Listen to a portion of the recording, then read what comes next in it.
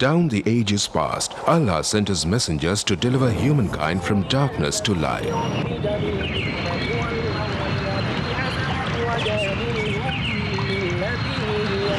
That's also the ongoing mission of Islamic Research Foundation, or IRF, spreading the truth of Allah's final message to mankind. Founded in 1991, IRF today offers some of the best services and facilities in the world for presenting an understanding of Islam in an objective and scientific way. Its programs are primarily focused on correcting misconceptions and promoting understanding of Islam. IRF also imparts dawah training to dais to aptly convey the message of Islam. Dr. Zakir Naik, president of IRF, reaching out across countries worldwide, from America to Europe to Africa to Asia to Australia, strives to clarify Islamic viewpoints. He dispels the many media myths and anti-Islamic prejudices propagated the world over by anti-Islamic forces. IRF today is creating a change in the hearts and minds of millions of Muslims and non-Muslims worldwide towards a proper understanding and respect for Islam. Have a question or doubt about Islam and its teachings? Now you know. One of the best resource centers to get convincing answers from is Islamic Research Foundation, Mumbai, India. For more information, log on to our website www.irf.net.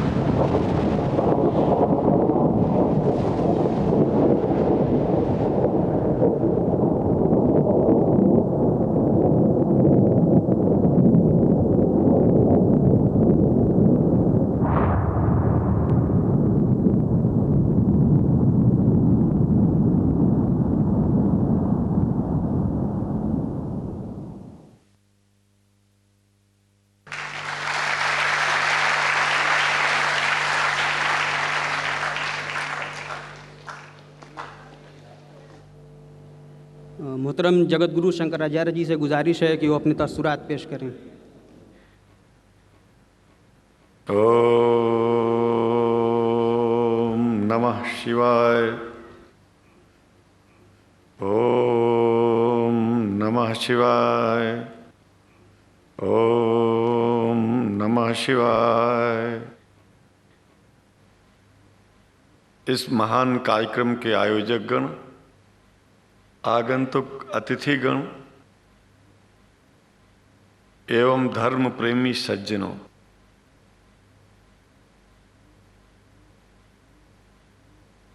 भगवान की जब कृपा होती है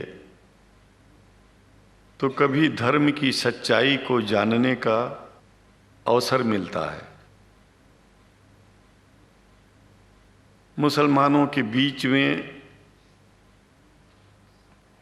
लगातार कई वर्षों से हम जा रहे हैं और भारतवर्ष में एक नई प्रथा का प्रारंभ किया मैंने कि जब जगत गुरु शंकराचार्य भी मुसलमानों के बीच में जाकर के उनके प्रेम को समझ सके और इस्लाम की सच्चाई को जान करके इस्लाम को सारी दुनिया में एक इंसानियत का सबसे बड़ा पाठ सिखाने वाला धर्म मानने के लिए लोगों को समझावे।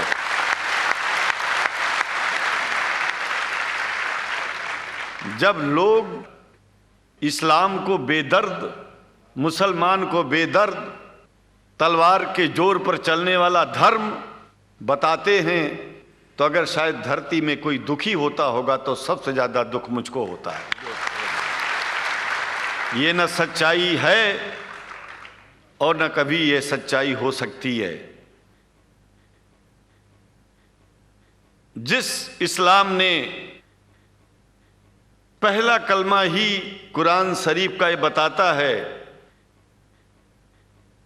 कि नहीं है इबादत के काबिल सिवाय परमात्मा के और कोई, ला इलाहा इल्लल्लाह मोहम्मद रसूल अल्लाह। भला आप बताइए, वेदों का रस निचोड़ करके मोहम्मद साहब ने परमात्मा की इबादत करके परमात्मा के पैगाम को एक ही कलमे में दे दिया। इससे बड़ा ग्रंथ दुनिया में और क्या हो सकता है? अगर कुरान के पहले कलमे को ही पढ़ करके हिंदू अपने धर्म का पालन करना चाहे तो उससे बड़ा धर्मात्मा शायद कोई नहीं होगा। कुरान को हमने गहराइयों में जा करके तो नहीं अनुभव किया, लेकिन कुरान के मानने वालों के हृदय की गहराइयों में जाके देखा कि अगर इस्लाम को पूरी दुनिया अगर स्वीकार कर ले तो इसमें कोई बुराई नहीं है। इस्लाम परमात्मा के द्वारा बताया गया सिद्धांत है। इस्लाम किसी व्यक्ति का अपना नियम नहीं है, अपना सिद्धांत नहीं है। कुछ लोग भेदभाव पैदा करने के लिए इस धरती पर मुसलमानों को बेदर्द कह देते हैं, इस्लाम को बुरा कह देते हैं। मैं कहता हूं उनसे बुरा इस दुनिया में कोई नहीं है। वो शैतान के बच्चे हैं, खुदा के बच्चे नहीं हैं। क्योंकि जहां तक मेरी अपनी पहुंच है, हमने वेदों को पढ़ा, पुराण को पढ़ा, शास्त्रों को, हिंदू धर्म ग्रंथों को पढ़ा। उसके बाद में मुसलमानों के बीच में जाना शुरू किया। हमने मुसलमानों से हाथ मिलाया तो हमारा विरोध किया गया। ये अंडा खाने वालों से हाथ मिलाते हैं, शंकराचार्य कैसे हैं? अरे हमने कहा कि तुम्हारी समझ में नहीं आ रहा है। वो 5 बार इबादत कर लेते हैं खुदा की, तुम घास खाते हो और एक बार भी इबादत नहीं करते हो, तो तुमसे बड़ा अधर्मी दुनिया में कौन है? तुम अपने अधर्म को देखो। किसी के पवित्रता के सिद्धांतों का विरोध करना पहला अधर्म है। आप क्या खाते हैं, कैसे रहते हैं, अगर हमें आप दुखी नहीं करते हैं तो आपसे बड़ा इंसान दुनिया में कोई नहीं है। हम घास खाएं और आपके दिल को चोट पहुंचाएं तो हमसे बड़ा अधर्मी कोई नहीं है दुनिया में। कहने का तात्पर्य सिर्फ एक है कि मैंने ये अनुभव किया है कि ये मैं एक बात जो मैंने देखा है, आप लोगों से जो प्रेम मुझे मिलता है, लोग पूछते हैं कि आप मुसलमानों में क्यों जाते हो, आप तो शंकराचार्य हो। हमने कहा कि भाई मुसलमानों से पूछो कि हमसे इतना प्रेम क्यों करते हैं। वो हमसे जो प्रेम करेगा हम तो जाएंगे। कहा फिर क्या हम प्रेम नहीं करते क्या? हमने कहा कि हम तो तुम्हारे बीच में पैदा हुए और तुम मुसलमानों से प्रेम नहीं करते, इसलिए हम तुमसे प्रेम नहीं करते। मैं आप लोगों के बीच में आकर के एक बात बताता हूं। कुछ समय से हिंदू धर्म के नाम पर कुछ संस्थाएं हिंदू मुसलमानों में भेद पैदा करने के लिए कुछ ऐसा कार्य किया जिसकी वजह से आम हिंदू, सीधा साधा हिंदू बेचारा जान ही नहीं पाता है इस्लाम क्या है और सनातन धर्म क्या है। सनातन धर्म और इस्लाम में कोई भेद नहीं है और हिंदू धर्म तो कोई धर्म ही नहीं है। सनातन धर्म धर्म है और शायद जो संस्कृत का सनातन शब्द है, अगर किसी भाषा में उसको इस्लाम कहा जाए तो कोई बुरी बात नहीं है। इस्लाम और सनातन में कोई भेद नहीं है, क्योंकि परमात्मा एक है, परमात्मा सबका है। ये संदेश ऋषियों मुनियों ने दिया और यही संदेश परमात्मा का भेजा हुआ संदेश स्वयं हमारे मोहम्मद साहब ने इस पैगाम को हमको दिया। तो हम भेदभाव क्यों करें? यहां पर भारत का मुसलमान, एक बात बिल्कुल मैं स्पष्ट बता रहा हूं आपसे, अगर भारत का मुसलमान सो गया तो भारत सो जाएगा। इसलिए भारत को जगाना है तो मुसलमानों को जागते रहना पड़ेगा। भारत जाग जाएगा, पूरी दुनिया जाग जाएगी। यह भी मैं जानता हूं कि भारत के सच्चे हिंदुओं को, जो सच्चे सनातन धर्मी हैं, उनको मुसलमानों से प्रेम चाहिए, उनको मुसलमानों से भेद नहीं चाहिए। अगर कोई अच्छा हिंदू है, सच्चा हिंदू अपने को कहता है, तो पहले तो सनातन धर्म को मानता हो। अगर हिंदू की परिभाषा सनातन धर्म से हट करके कोई परिभाषा है, तो ऐसे हिंदू धर्म को मैं तिलांजलि देता हूं। हिंदू धर्म कुछ नहीं है। फिर हिंदू धर्म वही है जो वेद को माने, पुराण को माने और सनातन को माने। सनातन धर्म धर्म है, और उस धर्म को न मान के अपनी एक नई व्यवस्था चलाना शुरू कर दे, इसका मतलब ये है, और नाम भगवान का ले। एक बात और बता देता हूं, भगवान कोई आदमी की तरह नहीं है कि रोज रोज नियम बदलेगा। रोज रोज नियम बदलना आदमियों का काम है। हमारे पूर्व प्रधानमंत्री साहब, मुझे दुख होता है कभी कभी, यद्यपि लोग ये न समझ बैठे कि मैं उनका विरोधी हूं। विरोधी नहीं हूं, लेकिन उनको खुद सनातन धर्म की परिभाषा नहीं आती है। विदेश में जाकर के हिंदू धर्म की गलत परिभाषा कर दी है, और हमको सबको ये दुख हुआ कि किस स्कूल में जाके पढ़े हैं। ये धर्म के बारे में बिना पढ़े हुए धर्म के बारे में बोलना गलत है। पहले धर्म को जान लेना चाहिए, फिर धर्म के बारे में बोलोगे तो प्रेम फैलेगा, शांति फैलेगी, इंसानियत सारे चारों तरफ, चारों दिशाओं में इंसानियत का प्रकाश होगा। और मैं तो कहता हूं कि अगर शंकराचार्य लोग सब मिलकर के इस विचार में स्थित हो जाएं कि सनातन धर्म वो धर्म है जो इस्लाम से अलग नहीं, इस्लाम वो धर्म है जो सनातन से अलग नहीं, और जो भेद पैदा होता है या राजनीति में होता है, साम दाम दंड भेद, ये राजनीति में है, धर्म में नहीं है। धर्म में है एको ब्रह्म द्वितीयो नास्ति, एकमेव द्वितीयम ब्रह्म ला इलाहा इल्लल्लाह। ये धर्म कहता है, ये धर्म की बात है। इसलिए हम भगवान की आराधना करते हैं, उपासना करते हैं। परमात्मा एक है, और परमात्मा बार बार नियम नहीं बदलता कि धरती पर इंसान बदलते जा रहे हैं तो परमात्मा अपना नियम बदलता चला जा रहा है। एक बात याद रखिएगा, जब से शुरुआत हुई होगी और जब तक ये दुनिया रहेगी, ईश्वर का सिद्धांत एक था, एक है, एक ही रहेगा। मानने वाले आपस में भेद पैदा करें तो इसमें उसका कोई दोष नहीं है। दोष तो उन लोगों का है जो लोग भेद पैदा करके प्रतिष्ठा पाना चाहते हैं। खास करके इतना जान लीजिए, धर्म भेद को मिटाता है और राजनीति भेद को बढ़ाती है। राजनीति का स्तर केवल राष्ट्र की व्यवस्था तक है, और धर्म पूरे विश्व के लिए है। राजनीति से केवल आप देश का हित कर सकते हैं, लेकिन अगर विश्व का हित करना चाहते हैं तो धर्म की आवश्यकता है। और वो धर्म कुरान में स्पष्ट रूप से अच्छी तरह से समझाया गया है, बताया गया है। हमें हिंदी की कुरान भी प्राप्त है, उपलब्ध है, आज अंग्रेजी की भी मिल गई है। और हम तो चाहते हैं, हाँ, कुरान शरीफ सारी दुनिया में अगर इस ग्रंथ को पहुंचाया जाए, और पहुंचाना चाहिए। मैं तो मुसलमानों से एक जरूर बात कहूंगा कि आप लोग एक चीज का ध्यान दें, आपके पड़ोस में जिस भी भाषा को जानने वाला व्यक्ति रहता हो, जिस भी भाषा को, कोशिश कीजिए कि आप इस कुरान जैसे पवित्र ग्रंथ को उसको उसकी भाषा में पहुंचाइए। और मेरी समझ में सारी दुनिया में एक कुरान पहुंचेगा तो सारी दुनिया में शांति होगी, सारी दुनिया में अमन होगा, और सारी दुनिया में ऐसे ही इतने प्रेमियों के बीच में शंकराचार्य को पहुंचने में और बोलने में कोई दिक्कत नहीं होगी, संकोच नहीं होगा। आप लोग भी निडर हो जाइए, आप लोग भी संकोच छोड़िए। हम जानते हैं कभी कभी संकोच में, कभी कभी इस देश के कुछ जो फिरका परस्त लोग हैं, उनकी उल्टी सीधी योजनाओं में हम लोग एक दूसरे से मिल नहीं पाते। हम हाथ पसारे हुए आपके सामने खड़े हैं, आए हैं, हम आपको गले से लगा रहे हैं, लगाते हैं, दिल भी मिलाएंगे, गला भी मिलाएंगे, और जरूरत पड़ गई तो आप लोगों के लिए दिल कटाने की और सिर कटाने की जरूरत पड़ जाए तो इस्लाम की रक्षा के लिए शंकराचार्य आपका साथ देगा। क्योंकि शंकराचार्य जानते हैं इस्लाम धोखा नहीं है, शंकराचार्य जानते हैं इस्लाम बर्बादी का रास्ता नहीं है। शंकराचार्य को पता है कि जो वेद में लिखा है वही कुरान में लिखा है, इसलिए हमारा धर्म नहीं छूटेगा, हमारा धर्म और आगे बढ़ेगा।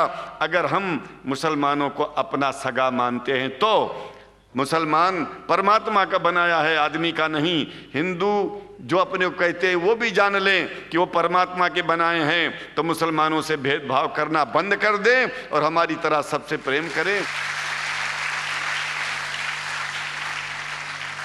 डॉक्टर लखनायत साहब, देखिए मैं अपरिचित था, जानता नहीं था, और मैं बड़ा प्रसन्न हूँ कि वो समय निकाले और यहाँ आए।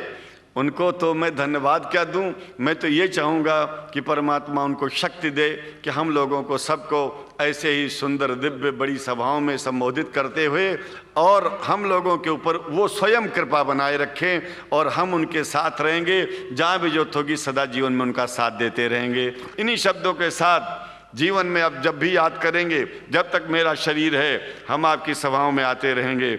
ओम शांति ही शांति ही शांति। शुक्रिया, और अल्लाह ताला शंकराचार्य जी को हिदायत फरमाए। हज़रात, अभी थोड़ी ही देर में सवाल व जवाब का सिलसिला शुरू होगा इंशाअल्लाह। उससे पहले मैं बहुत ही अदब से गुजारिश करूंगा मोहतरम जनाब रोशन लाल आर्य जी से, जो आर्य समाज के सदर हैं, कि वो बहुत ही मुख्तसर वक्त में 5-7 मिनट में अपने तासुरात बयान फरमा दें।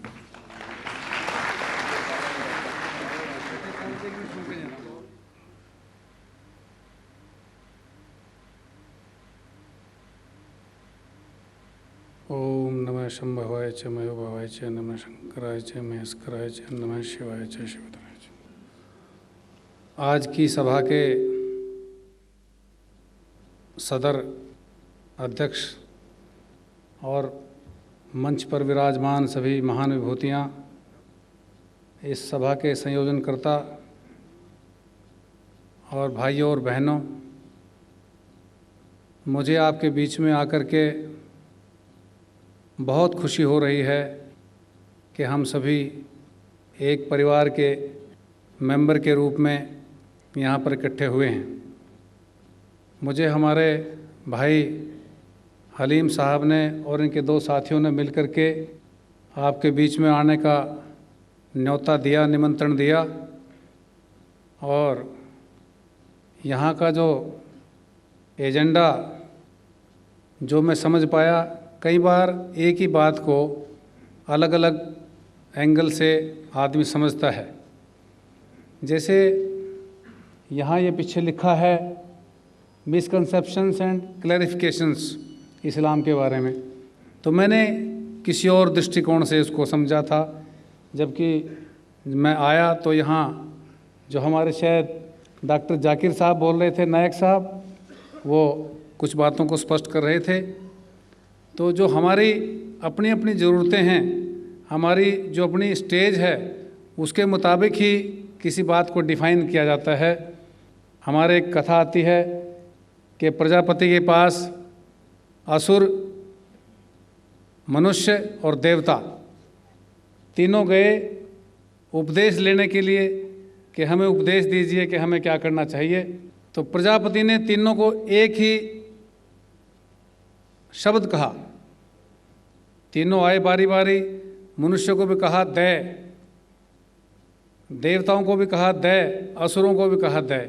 वो कहने लगे एक ही बात कह दी सबके लिए, तो अलग अलग बात क्या हुई? तो फिर उसको परिभाषा की गई, उसको डिफाइन किया गया, समझाया गया कि जो मनुष्य है उसमें बहुत बड़ी कमी रहती है कि वो अपनी चीज़ किसी दूसरे को देना नहीं चाहता। एक कंजूसी कहीं ना कहीं उसके अंदर छुपी बैठी रहती है मनुष्य में, और जो उस कंजूसी से हट जाता है, जो सबके लिए देता है, जो सबको अपना परिवार समझता है, वो उसी मायने में देवता बन जाता है। तो मनुष्य को दया का मतलब ये समझाया गया, मैं सूक्ष्म शब्दों में कहना चाहता हूँ, कम शब्दों में, कि जो मनुष्य को दया का अर्थ दिया गया वह है दान। आदमी को दान करना चाहिए अपने हिस्से का, सिर्फ अपना पेट ना पाले, बल्कि जो अपने हिस्से से दूसरे को दे सकता है वही मनुष्य है। मनुष्यता की एक शब्द में पहचान। और देवताओं की क्या पहचान है, उनको भी दया कहा गया। उनके लिए क्या उपदेश है? देवता को कहा गया दया। देवता कौन है? जिसके पास बहुत बड़ा साधन है, जो देने की स्थिति में है। उस देवताओं को क्या करना चाहिए? वो बड़े विषय भोगों में अपने जीवन के अपने लिए खर्च करने में लगे रहते हैं, तो उनको ये कहा गया कि तुम अपने ऊपर कंट्रोल करो, सेल्फ कंट्रोल, दमन करो अपने आप को। और जो असुर प्रवृत्ति के हैं उनके लिए क्या कहा गया, वही दया शब्द। उस दया का क्या मतलब है कि जो क्रूरता है उसको छोड़ के और दया भाव आए। तो ये जो तीनों चीज़ हैं ये उसी प्रकरण में मैं कह गया। और जैसे ये पीछे बातें लिखी थी, मेरे पास जो कार्ड आया मिसकंसेप्शंस, तो पता नहीं मुझे कुछ झटका सा लगा। मैंने कहा इस्लाम और इस्लाम के बारे में मिसकंसेप्शन किसको, कौन है जिसको मिसकंसेप्शन है इस्लाम के बारे में, मैं जानना चाहता हूँ। और क्लैरिफिकेशन, इस्लाम इतना बड़ा धर्म, इतना बड़ा झंडा, वो क्लैरिफिकेशन देगा, किसके सामने देगा? कौन सी अदालत है जो उसका क्लैरिफिकेशन लेना चाहती है? कौन माई का लाल है जो उसकी देशभक्ति पर उंगली उठाना चाहता है? कौन माई का लाल है जो उसके धर्म के सिद्धांतों पर शक करता है? कोई अदालत लगा के पूछना चाहता है, कोई वारंट जारी करना चाहता है? कौन है दुनिया के अंदर ऐसा अज्ञानी व्यक्ति जो ये जानना चाहता है कि इस्लाम आए और हाजिर हो और हमें बताया कि तुम्हारे अंदर ये कमी है, ये कमी है, ये गलती है, वो गलती है? तो जो मैंने समझा मैंने कह दिया। तो मुझे नहीं पता किस प्रकरण में मैंने समझा और किस प्रकरण में मैंने कह दिया। तो मुझे बड़ा कड़वा सा लगा। जो मुझे कार्ड लेके दोनों साथी आए, मुझे इनके ऊपर गुस्सा आया। अरे मैं कहा ये क्यों छपवा दिया, क्या बात, कोई अपराध की वृत्ति है? कोई डर रहे हैं किसी से? किससे डर रहे हैं? क्या हमारे ऊपर कोई आरोप पत्र, चार्जशीट जारी की है किसी ने? तो इस्लाम एक ईश्वर का हुक्म है, भगवान का आदेश है। और मैं एक बात कहना चाहता हूँ, छोटी सी बात है, सबके समझ में आने वाली बात है। जब आदमी बीमार होता है और उसको डॉक्टर के पास ले जा रहे होते हैं और डॉक्टर उसकी तकलीफ़ दूर करना चाहता है, तो क्या डॉक्टर का धर्म, क्या डॉक्टर की जाति या गोद पूछते हैं कि डॉक्टर ने कहाँ पढ़ाई की, ये पूछते हैं? सिर्फ इस बात की चिंता रहती है कोई मेरे मरीज को बचा ले, कोई इसको मरने से बचा ले। इस बात पर नज़र पूरे परिवार की रहती है और किसी बात की नहीं रहती। और आज इस दुनिया को बचाने के लिए इस्लाम ने बहुत बड़ा रोल किया है। आज बहुत बड़ा रोल इनके सामने है। बहुत बड़ी चुनौती का जवाब इस्लाम को आगे बढ़कर देना पड़ेगा। एक जब ये अपने डॉक्टर जाकिर साहब बोल रहे थे तो आदमी सोचता भी रहता है ना, आदमी के अंदर फाउंटेन की तरह से दिमाग है आदमी का। तो जब मेरे ये कह रहे थे कि भाई अमेरिका में, घटिया सी बात है वैसे, पर घटिया को बढ़िया तरीके से कहना चाहता हूँ कि अमेरिका में 2000 पता नहीं, हम इतनी देर से बैठे हैं, इतने में इतने रेप हो गए होंगे। इन्होंने एक बात कही, तो ये तो खैर एक बड़ी एक बीमारी है, आदमी की कमजोरी है, आदमी की गिरावट है। रेप करना एक इंसान का महापशुता नीचता का कार्य है। पशु को कहना, पशु को अपमान करना है। उसको कुत्ता कहेंगे तो कुत्ता एतराज़ उठा देगा, ये ऐसा क्यों कह दिया। तो मैं ये कहना चाहता हूँ, वैसे मेरे मन में आई, भाई ये तो आपने सोच लिया कि अमेरिका में इतने रेप होते हैं, क्या आपने कोई ऐसा देश देखा जो देश दूसरे देशों का रेप करता है? अमेरिका अपने आप में एक रेप का प्रतीक है। इराक के अंदर क्या कर दिया, और क्या कहना चाहता है? आज अमेरिका की नज़र में तमाम दुनिया के लोग हैं, अपने आप को थानेदार समझ करके किसी की भी गर्दन मुर्गे की तरह पकड़ के कहना चाहता है इसमें ये गलती। भाई मैं तो जानता नहीं, मैंने बेचारे को देखा नहीं कभी, सद्दाम हुसैन को, कोई ना मेरा रिश्तेदार है, मैं फ़ोटो फाटो देखी हूँ उसके एक आध बार, पर मैं पूछना था तो मेरे दिल में बड़ा दर्द उठता है। अरे तुमने कहा उसके पास रासायनिक हथियार हैं, उसके पास इस्लामिक बम है, उसके पास पता नहीं क्या है क्या नहीं है, उसके पास जादू टोना है, और उसको पकड़ के कैद कर लिया। अरे तो किसी के बारे में कह दो, ये तो कह दो मनमोहन सिंह के पास रासायनिक हथियार हैं, कल मनमोहन सिंह को पकड़ लो, कल मुशर्रफ को पकड़ लो, लंका वाली बेचारी वो कुमार तुंगे है, उसको कह दो ये भी जादूगरनी है, इसको पकड़ लो। तो ये सारी दुनिया के लोगों को, और एक बात हमारे शंकराचार्य महाराज ने कही कि सबको ये जो जो भाषा समझता हो उसको कुरान शरीफ दी जानी चाहिए। और मैं कहना चाहता हूँ आपको कि पकड़ लो गर्दन बुश की, उसको रटवाओ पहले तो कुरान शरीफ। किसी भाषा में समझता हो भाषा में, नहीं तो गांव वाली भाषा में, जैसे भी समझा सकते हो समझाओ। तो एक बात ये मैं कहना चाहता हूँ कि एक तो हमारा लेवल है शरीर का, एक हमारा लेवल है ऊपर आत्मा का, जो रूहानी जिसको कहते हैं। और जो रूहानी रूप है उसमें आदमी जब ऊंचा उठता है, जैसे आप लोग जहाज़ में सब तकरीबन यहाँ बैठे हैं, बहुत से लोग जहाज़ में गए होंगे, बाकी जाने वाले होंगे, जा भी सकते हैं, कोई दिक्कत नहीं है।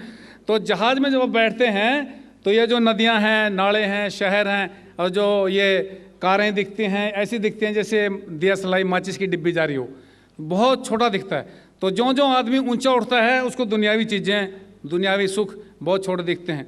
और जितने भी लोग जो महापुरुष हुए, जो जैसे आज़ादी की लड़ाई लड़ने वाले, जैसे कोई दुनिया का भला करने वाले जो ऋषि हैं, साधु महात्मा हैं, पीर पैगंबर हैं, ये सब के सब अब नॉर्मल होते हैं।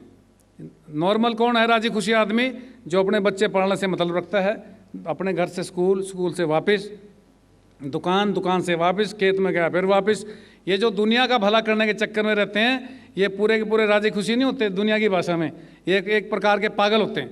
और जो आदमी इतनी ऊंचाई पे उठ जाता है तो इतना बड़े इन पागलों की जरूरत है इस दुनिया को। दरअसल आज दुनिया में जितने भी जो लोग अपने अलावा सोचते हैं, दूसरे के लिए सोचते हैं, दूसरे के लिए करते हैं, दूसरे के लिए बलिदान होने की भावना रखते हैं, तो वही आदमी इस दुनिया का भला कर सकते हैं। और आज जो रूहानी ताकत है, शंकराचार्य महाराज बैठे हैं, बड़े भारी परम विद्वान हैं।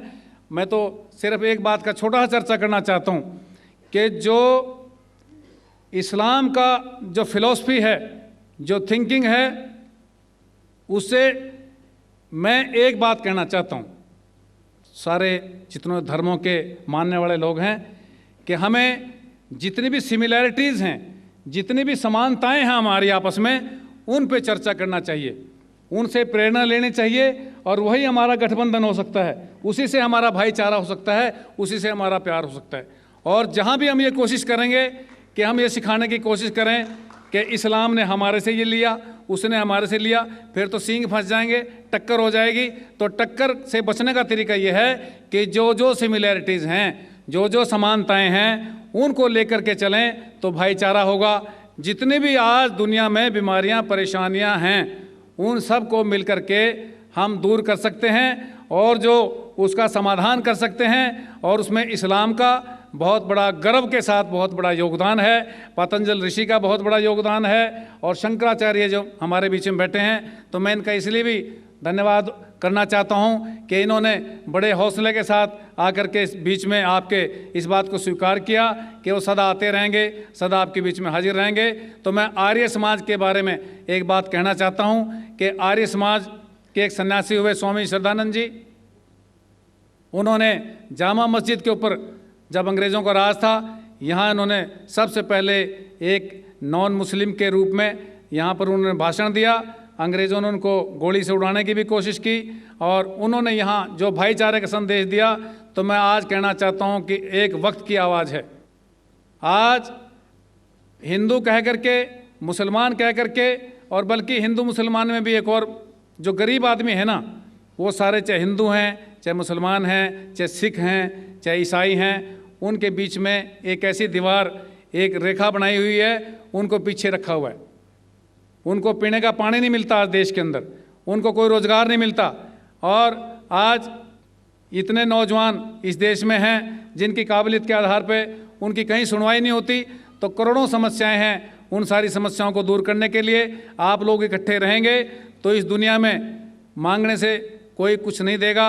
आप अपने अंदर ताकत पहचानो, बहुत बड़ी ताकत आपके पास है। उस ताकत को लेकर के इस देश को एक सही दिशा देना और भाईचारे को बढ़ाना, और सारी दुनिया की जिम्मेदारी आप लोगों के ऊपर है। और जो हज़रत मोहम्मद साहब ने सारी दुनिया के लिए संदेश दिया, किसी एक आदमी के लिए नहीं दिया। उन्होंने जो अमृत की वर्षा की है वो प्राणी मात्र के लिए की है। आओ उस अमृत को पहचानें, उसको धारण करें और सारी दुनिया की भलाई करने के लिए हम सब इकट्ठे होकर के भाईचारे की ताकत को लेकर आगे बढ़ें। तो मैं इन शब्दों के साथ आप सबका आभारी हूँ, मुझे बोलने का समय दिया इसके लिए आभारी हूँ।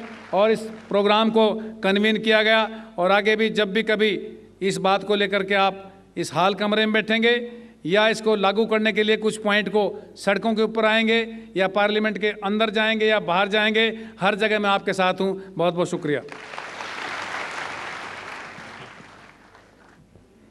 हजरात इत्मीनान के साथ तशरीफ़ रखें।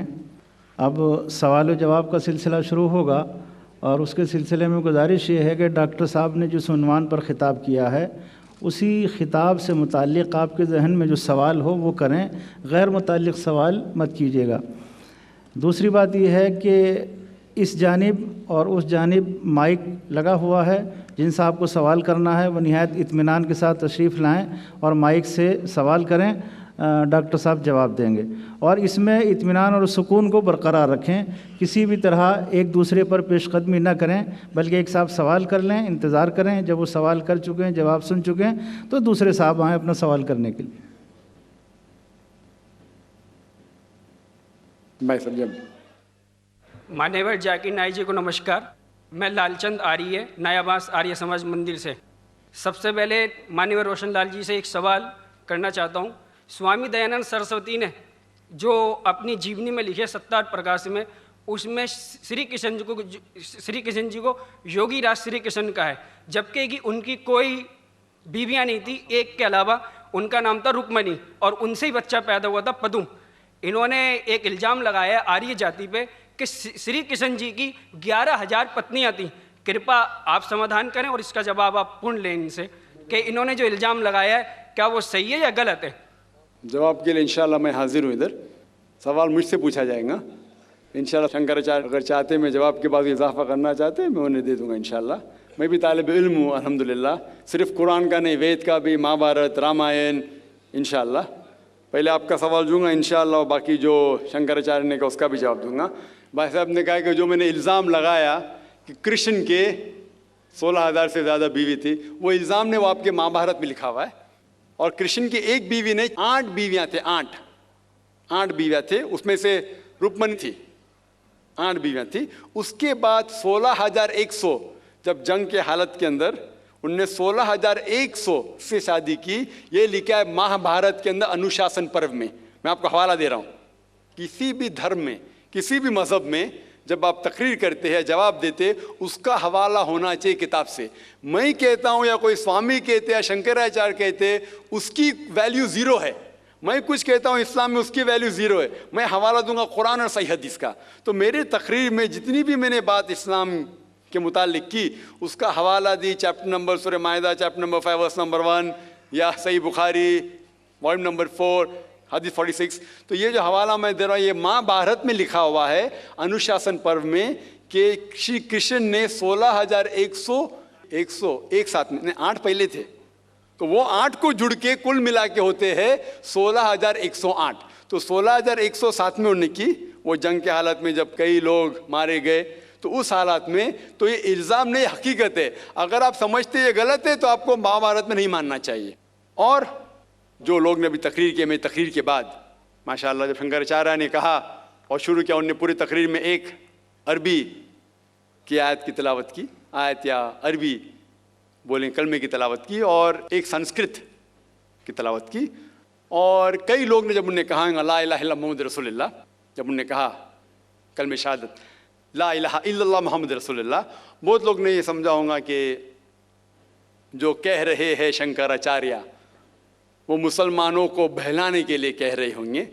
उनकी क्या नियत थी अल्लाह वाला, मैं नहीं जानता, मैं उनकी नियत के ऊपर शक नहीं कर सकता हूँ। लेकिन क्योंकि मैं तालिब इल्म हूँ इस्लाम और दिगर मज़ाहिब का, मेरे दिमाग में फ़ौरन जो वो कह रहे थे कि ये एक कलमा वेद का निचोड़ है, पुराना का निचोड़ है, जो वो कह रहे थे, फ़ौरन मेरे दिमाग में वो श्लोका याद आने लगे। और शंकराचार्य बिल्कुल सही कह रहे थे। उनकी नीयत क्या थी अल्लाह आलम, लेकिन वो बिल्कुल सही कह रहे थे कि अगर आप हिंदू मज़हब की किताब पढ़ेंगे, उन्हें सही कहा कि हिंदू मज़हब, ये नाम जो हिंदू है ये ब्रिटिशर्स ने दिया है, अंग्रेज़ों ने दिया। ये हिंदू लफ्ज़ जो है अंग्रेज़ों ने दिया है, सही नाम होना चाहिए वेदांतिस या सनातन धर्म। ये हिंदू जो नाम है ये हिंदुइज्म अंग्रेज़ों ने दिया। हिंदू नाम सबसे पहले पर्शियन लोग ने जब आए थे हिमालय के ज़रिए, और जो अरब लोग आए थे हिंदुस्तान में, उन्होंने नाम हिंदू दिया। और आप इंसाइक्लोपीडिया ब्रिटानिका में पढ़ेंगे वॉल्यूम नंबर 20 रेफरेंस नंबर 581, उसमें कहा गया है कि Hinduism is a group of beliefs for people living in India. तो हिंदुइज्म जो लफ्ज़ है ये अंग्रेज़ों ने दिया है, सही लफ्ज़ होना चाहिए सनातन धर्म। और बिल्कुल सही है कि सबसे ऊंची किताब हिंदुइज्म में वेद और उपनिषद पुराना, अगर आप पढ़ेंगे छंदोग्य उपनिषद अध्याय 6 सेक्शन नंबर 2 श्लोका नंबर 1, उसमें लिखा गया है एकम एविदित्यम, भगवान एक ही है, दूसरा नहीं है। श्वेताश्वेतार उपनिषद में लिखा हुआ है अध्याय 6 श्लोका नंबर 9 में, नाच्यस्य कशिज जनिता न चदीपा, ये संस्कृत कोटेशन है, इसके मानी होते कि उस भगवान का कोई रब नहीं है, ना कोई वालदेन है, उसका ना कोई पालने वाला है, ना वालिद ना वालदा है। आगे आप पढ़ेंगे लिखा हुआ है श्वेताश्वेतार उपनिषद में अध्याय 4 श्लोका नंबर 19 में, न तस्य प्रतिमा अस्ति, उसके जैसा कोई भी नहीं है। और सारे किताबों में से जो सबसे ऊपर किताब है, जिस तरह शंकराचार्य ने कहा, वो है वेद। और 4 वेद है, ऋग्वेद, यजुर्वेद, सामवेद और अथर्ववेद। यजुर्वेद में लिखा हुआ है अध्याय 32 chapter number 32 shloka number 3 verse number 3 में लिखा है, न तस्य प्रतिमा अस्ति, उसका ना कोई अक्ष है, ना कोई बुत है, ना कोई तस्वीर है। उस भगवान का ना अक्ष है, ना तस्वीर है।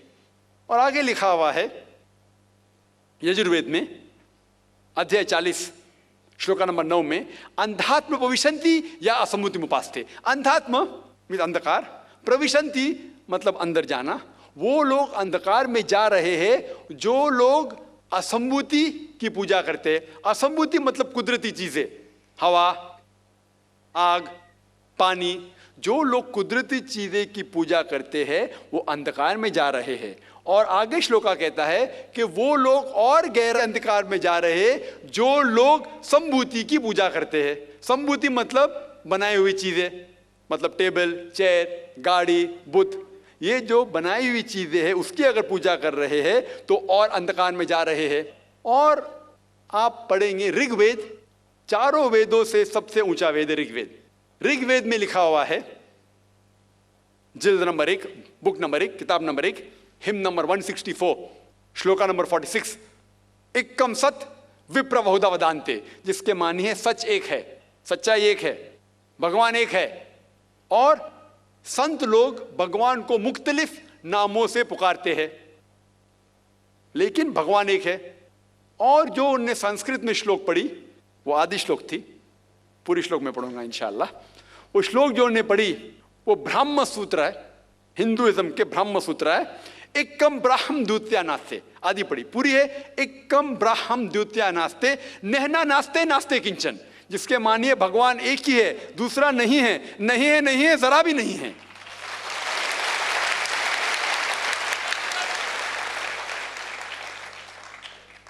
ये पूरा ब्रह्म सूत्र है। वक्त की किल्लत की वजह से उन्हें आधा पढ़ा और मुझे ऐसा लग रहा था जैसे कि उनने मेरी एक तकरीर सुनी जिसका मौजू है similarities between Hinduism and Islam, Hinduism और इस्लाम में यकसानियत। ये हो गया पहले पाठ कलमा का, ला इलाहा इल्लल्लाह, ना कोई माबूद है अल्लाह के सिवा। अभी दूसरे पाठ है मोहम्मद सल्लल्लाहु अलैहि वसल्लम, मोहम्मद रसूलुल्लाह, मोहम्मद सल्लल्लाहु अलैहि वसल्लम रसूल है। और अगर आप पढ़ेंगे, इसके ऊपर एक तकरीर में दी है सिर्फ मोहम्मद सल्लल्लाहु अलैहि वसल्लम के बारे में जिक्र दीगर मज़ाहिब की किताबों में, खुसूसन हिंदुइज्म के। और अगर आप पढ़ेंगे पुराना का जिक्र किया उन्होंने, भविष्य पुराना में पर्व 3 खंड 3 अध्याय 3 श्लोका 5 to 8, उसमें लिखा हुआ है कि एक मलेच्छा आएगा। मलेच्छा मतलब फॉरेनर, बाहर का कोई शख्स आएगा, उसका नाम होगा मोहम्मद। वो अपने साथियों के साथ आएगा, जिसका मतलब साहबियों के साथ, और वो लोग को सही दिशा दिखाएगा और राजा भोज उनको इज्जत देंगे। आगे पढ़ेंगे आप भविष्य पुराना पर्व 3 खंड 3 अध्याय 3 श्लोका 10 से लेके 27 तक। उसमें लिखा हुआ है कि ये शख्स आर्य धर्म को फैलाएगा, सच्चा धर्म को फैलाएगा, और इस शख्स के मानने वाले दाढ़ी उगाएंगे, सिर पे शेंड नहीं रखेंगे, लोग को नमाज के लिए बुलाएंगे, एक इनकिलाब दुनिया में लेके आएंगे, गोश्त खाएंगे लेकिन सूअर का गोश्त नहीं खाएंगे, और ये सच्चाई फैलाएंगे। उनका नाम है मुसलमान। ऐसे कई मोहम्मद सल्लल्लाहु अलैहि वसल्लम का जिक्र भविष्य पुराना में है, ऋग्वेद में है, सामवेद में है, अथर्ववेद में है, और खुसूसन अगर आप पढ़ेंगे पुराना में भी है जिसका नाम है कल्कि पुराना। और कल की पुराण अगर आप पढ़ेंगे अध्याय 2 chapter number 2 verse number 4, 5, 7, 11 and 15, जिसका भागवत पुराण में भी जिक्र है, volume number 2 verse number 18 to 25, 18 से 25 तक, जिसमें कल की पुराना का जिक्र है। कल युग में एक शख्स आएंगे जिसका नाम है कल की। उनके वालिदा का नाम है सुमति और वालिद का नाम है विष्णु यास। सुमति के मानी अमन, अमन करने वाली, और हम जानते हैं कि हमारे पैगंबर, आखिरी पैगंबर सल्लल्लाहु अलैहि वसल्लम के वालिदा का नाम था आमिना, जिसका मतलब है अमन फैलाने वाले, और विष्णु यास मतलब भगवान की इबादत करने वाला, और हम जानते हैं मोहम्मद सल्लल्लाहु अलैहि वसल्लम के वालिद का नाम अब्दुल्ला था। इस तरीके से मोहम्मद सल्लल्लाहु अलैहि वसल्लम के आने का जिक्र कल की पुराना में है और भागवत पुराना में भी है। तो इस बुनियाद पर ये पूरी तकरीर कर सकता हूँ मैं 2 घंटे के लिए, 4 घंटे के लिए, सिर्फ मोहम्मद सल्लल्लाहु अलैहि वसल्लम का जिक्र हिंदू मज़ाहिब की किताबों में। अभी वक्त नहीं है, लेकिन ये दोनों जोड़ के जो शंकराचार्य ने बिल्कुल सही कहा, ला इलाहा इल्लल्लाह मोहम्मद रसूलुल्लाह, के निचोड़े का ना कोई माबूद है अल्लाह के सिवा, और मोहम्मद सल्लल्लाहु अलैहि वसल्लम के पैगंबर है। लेकिन आखिरी में हमारे मोहतरम शुएब साहब ने कहा कि अल्लाह उन्हें हिदायत दे, और मैं भी अल्लाह ताला से दरख्वास्त करता हूँ कि अल्लाह उन्हें हिदायत दे, ना ही सर कटाने की इस्लाम के लिए, इस्लाम के ऊपर अमल करने के। हो सकता है कि काफ़ी चीज़ पर अमल करते होंगे, लेकिन मुकम्मल जिस तरीके से कहा गया है उनके वेद के अंदर, कल की पुराना में एक शख्स आएंगे जो आपको सीधी रास्ता दिखाएंगे। वो जिक्र है कल की के बारे में, जो जिक्र है मोहम्मद सल्लल्लाहु अलैहि वसल्लम के बारे में, और उन्हें इस्लाम की किताबें पढ़ी अल्हम्दुलिल्लाह सुम्मा अल्हम्दुलिल्लाह। और इंशाअल्लाह मैं भी दुआ करता हूँ कि अल्लाह ताला शंकराचार्य को हिदायत दे। तो जो भी सवाल का जवाब है अल्हम्दुलिल्लाह किताबों के हवाले से होना चाहिए, वो सही जवाब है। Yes sister, do you have any question? Yes sister, most welcome. हाँ, मेरा नाम लीला है, मैं जेएनयू से आई हूँ। मेरा सवाल आपसे ये है कि आप मुस्लिम, दलित और हिंदू महिलाओं को किस दृष्टिकोण से देखते हैं? और अगर एक ही दृष्टिकोण से देखते हैं तो गुजरात में जो दंगा हुआ उसने मुस्लिम महिलाओं के साथ ही रेप क्यों किया गया पकड़ कर? बहन का सवाल है कि आप मुस्लिम, हिंदू और दलित को किस दृष्टि से देखते हैं, और अगर एक है तो जो गुजरात में सिर्फ मुसलमान महिलाओं के साथ बलात्कार क्यों हुआ? पहला सवाल का जवाब, किस दृष्टि से मैं हिंदू, दलित और मुसलमानों को देखता हूँ? इंसान की दृष्टि से, इंसान की दृष्टि से। अल्लाह ताला फरमाते हैं, अल्लाह सुब्हानहू व तआला कुरान में फरमाते हैं, सूरह इसरा में, सूरह नंबर 17 आयत नंबर 70, अल्लाह ताला फरमाते हैं, वलक़द कर्रमना बनी आदम, हम हर बनी आदम, हर आदम के औलाद पे करम फरमाए। अल्लाह ताला फरमाते लक़द कर्रमना बनी आदम, हर आदम के औलाद, हर बनी आदम के ऊपर करम फरमाए, चाहे वो अमेरिका में पैदा हो, हिंदुस्तान में हो, सऊदी अरेबिया में हो या इंग्लैंड में हो, चाहे वो काला हो या गोरा हो, चाहे वो औरत हो या आदमी हो, या किस भी मज़हब में पैदा हो, समझ के अल्लाह ताला ने हर बनी आदम के ऊपर करम फरमाया। उसके बाद अल्लाह सुब्हाना व तआला ने हिदायत दी किस तरीके से अपनी ज़िंदगी बसर करना। और जिस तरीके से आपने कहा कि हिंदू मज़हब की किताबों का मुताला किया हूँ मैंने, अल्हम्दुलिल्लाह। दलित जो है, जैसे कुछ लोग जानते होंगे, बाबा साहब अम्बेडकर मरने के कुछ महीने पहले उन्होंने बुद्धिज़्म एक्सेप्ट किया। वो इस्लाम से मुतासिर थे, कुछ मुस्लिम लोगों ने उनका साथ नहीं दिया, तो वो सेकंड मज़हब पे गए जो उनके हिसाब से बेहतर था, वो बुद्धिज़्म। और जो दलित है वो एक्चुअली देखे जाओ तो न्यू बुद्धिस्ट है। अफसोस की बात है कि दलित भी नहीं जानते कि उनका मज़हब क्या है। और जब सेंसस होता है इस इंडिया का, तो दलित को हिंदू में शुमार किया जाता है, जो बिल्कुल गलत है।